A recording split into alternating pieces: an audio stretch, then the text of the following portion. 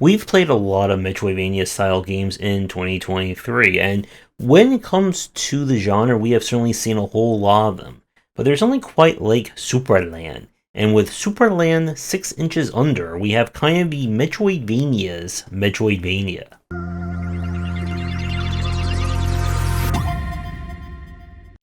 When it comes to Supraland, this is either a series that you are well acquainted with, or this is your first time ever hearing of it. But 6 Inches Under supposedly started out as kind of like a test bed for the new team to work on it, which then turned into DLC, which then turned into a standalone expansion slash sequel. This game continues the story right after the end of the first one, where after using the powers of platforming, puzzle solving, and different colors, we cured racism from the Red and Blue Kingdoms.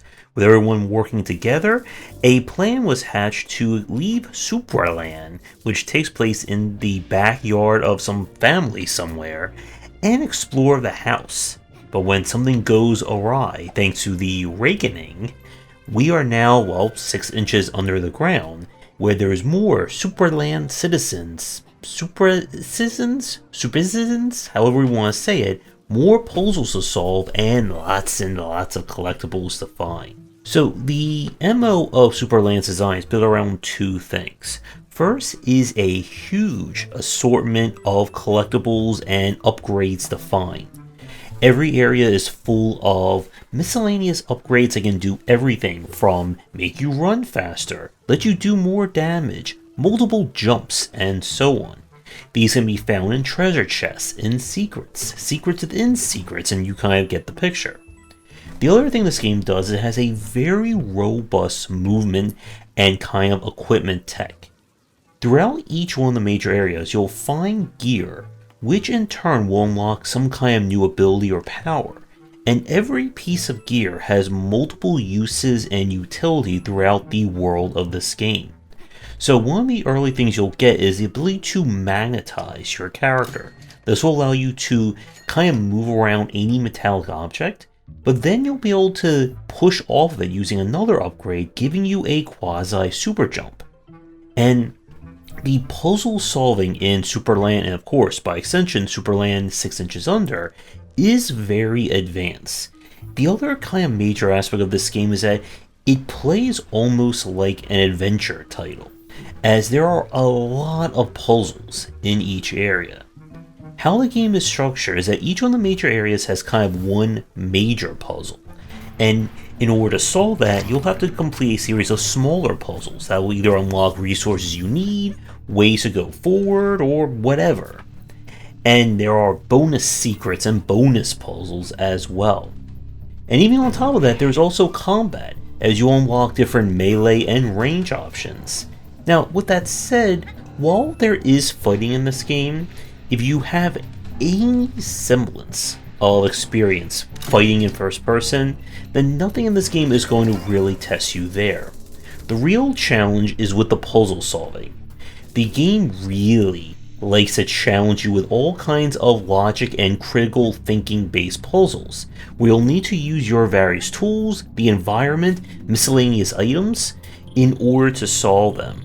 And this is definitely one of those games you do not want to kind of quit and then come back to in like a week or two, because there are so many things hidden in each level, things you'll need, or clues to future puzzles, that it's very easy to forget about it, and then you'll be in some big trouble.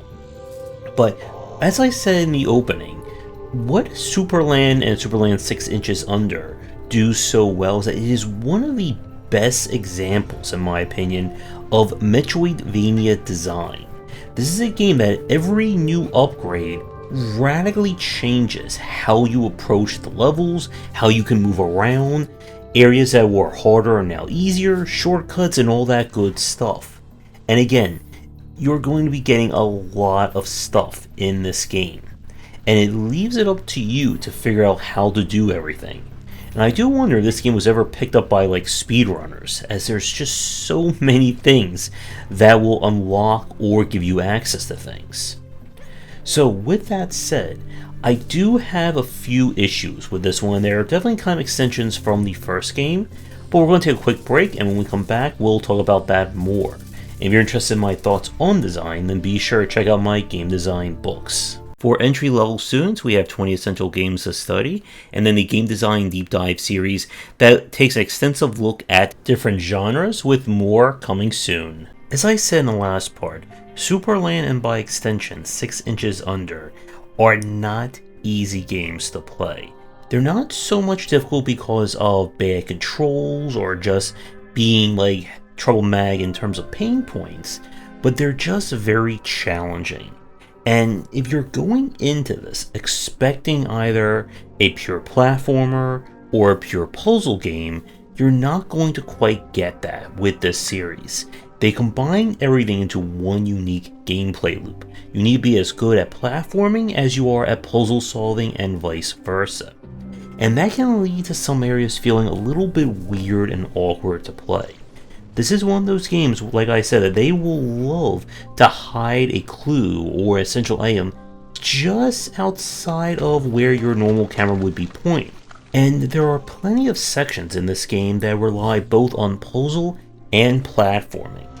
Like I said in the last part, when you get the ability to magnetize and then super jump off of it, suddenly a lot more areas are opened up.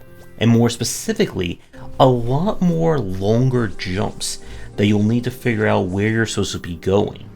There were many times during our play of this that I found some like weird jump off a platform in a weird direction that somehow got me to where I needed to go, and for the life of me, I couldn't figure out if I did a sequence break or was this legitimately the way I was supposed to do things. And you'll get that quite a bit with some of the puzzles in this game. And when we get to some of the more complicated areas, it can be a little frustrating when you get into a new area and just go, what the heck is going on? Even though the game will give you a quest pointer or just a general idea of what you're supposed to be doing, that doesn't necessarily help you when a puzzle is made up again like 3 to 4 smaller puzzles. And those smaller puzzles can each have their own completely different logic and tools you'll need to solve. And as the game goes on and more tools are introduced, it means you're going to have to spend more time just trying to figure out which one of my tools are going to help me and the order in which I'm supposed to do everything. For anyone who didn't manage to beat the first game, some of the late game puzzles in the original Supraland were very challenging. Again, not so much in the platforming, but just in with the linking of the puzzle logic into what you're supposed to be doing. And this game does feel at least a little bit tamer at the start there, but as I've said, this is not the game if you're looking for a casual or a first-timers Metroidvania. But with that said, 6 Inches Under continues the series, and if you enjoy the first one or you missed out and you're looking for a very challenging Metroidvania, I highly recommend this one. And if you're someone who's interested in building your own, this is a great series to study in terms of the progression curve of new tools and how to integrate that into the game. This is yet again one of those titles where the second you get a new tool, a lot of doors are going to be opened up to you. And I do shudder to imagine how long it would take for someone to 100% both games. But with that said, we're going to wrap up this review of 6 Inches Under here.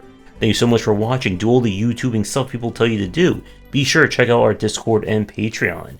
And come back for daily discussions on game design here and on game wisdom, where we examine the art and science of games.